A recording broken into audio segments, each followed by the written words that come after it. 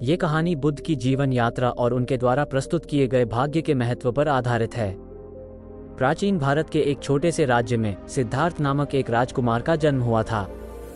उन्हें सुख सुविधाओं की कोई कमी नहीं थी, लेकिन उनके मन में एक अजीब सी बेचैनी थी। जीवन के गहरे प्रश्न उनके मन को मथते रहते थे। एक दिन जब उन्होंने एक वृद्ध, एक रोगी, एक मृतक और एक सन्यासी को देखा, तो उन्होंने जीवन की अनित्यता और दुखों का अनुभव किया।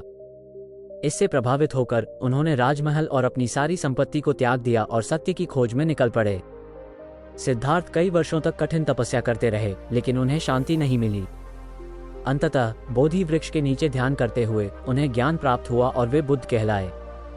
उन्होंने पाया कि जीवन के दुखों का कारण अज्ञानता है और इस अज्ञानता को दूर करके ही सच्चा आनंद प्राप्त किया जा सकता है।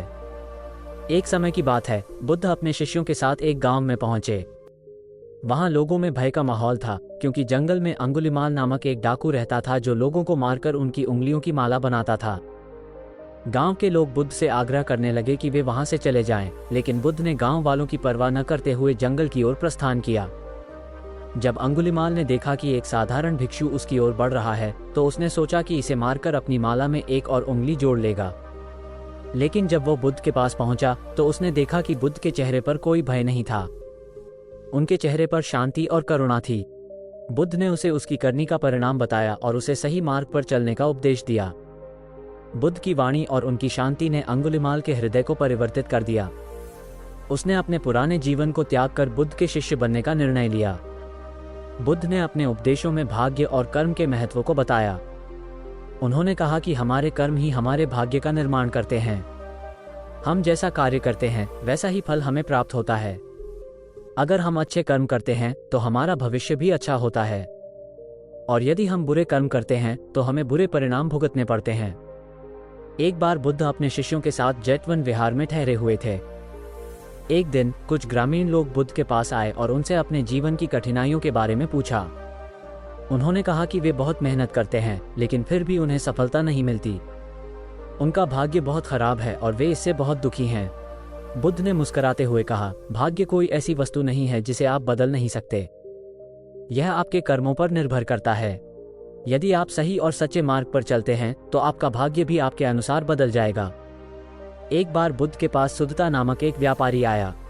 वो बहुत धनी था, लेकिन उसकी संपत्ति में संतोष नहीं था।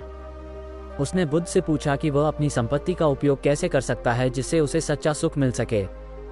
बुद्ध ने कहा, सुदता, तुम्हारी संपत्ति का सही उपयोग दूसरों की भलाई में है। यदि तुम अपनी संपत्ति का एक हिस्सा गरीबों और जरूरतमंदों की सहायता में लगाओगे तो तुम्हें सच्चा सुख मिलेगा। धन का सही उपयोग ही सच्चा धन है। सुदता ने बुद्ध की बात मानकर अपनी संपत्ति का एक बड़ा हिस्सा दान कर दिया और उसे सच्चे सुख और संतोष की प्राप्ति हुई। बुद्ध ने अपने जीवन और उपदेशों के माध्यम से यह संदेश दिया कि भाग्य कोई स्थायी वस्तु नहीं है। ये हमारे कर्मों का परिणाम है और इसे बदलना हमारे हाथ में है। यदि हम सही मार्ग पर चलते हैं, सच्चाई और करुणा का पालन करते हैं, तो हम अपने भाग्य को स्वयं बना सकते हैं।